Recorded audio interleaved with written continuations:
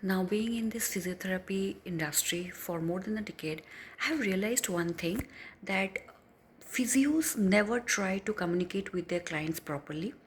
Physios are not able to connect with their peers, they're not able to connect with their industrial people properly.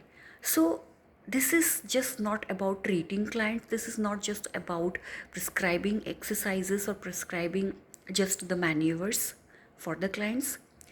To uproot or to know the reason of the pain, it is important for you to communicate with the client properly, right? You need to follow up with the client, you need to understand why the client came across this situation. So when you create such kind of a scenario with your client, where you're communicating with your client is able to understand your language, when your client is able to understand your way of treatment, then it becomes very easy for both of the client and the physio to come across a protocol, to come across a path where you're able to help the person.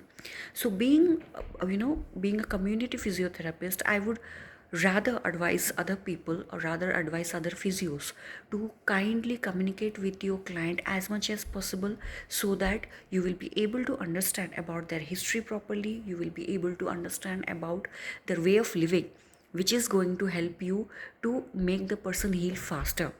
Because when you create such kind of an environment, the client becomes 20% cured mentally, because he feels that someone is there, so that someone is supervising and someone is able to protect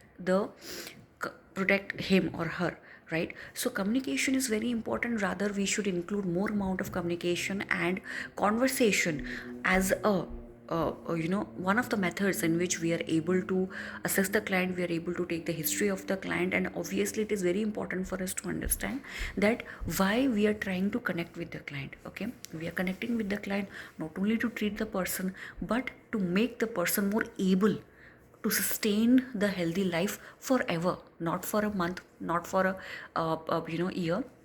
And why it is happening, it's not just like a doses specific, right? The more you connect with the person, the more you connect with your client, the better you understand. And it also helps the physios to understand the mindset of people. You learn from your patients as well, you learn from the clients, you learn about how you can become a better physio by treating different kinds of clients who come across, because no two clients are same. Okay, so it is very important for us to include a communication or a conversation part in your assessment, where you are connecting with the client, you are trying to understand the client, and you are able to come across a conclusion where you are able to provide that treatment protocol to the client in a more better way.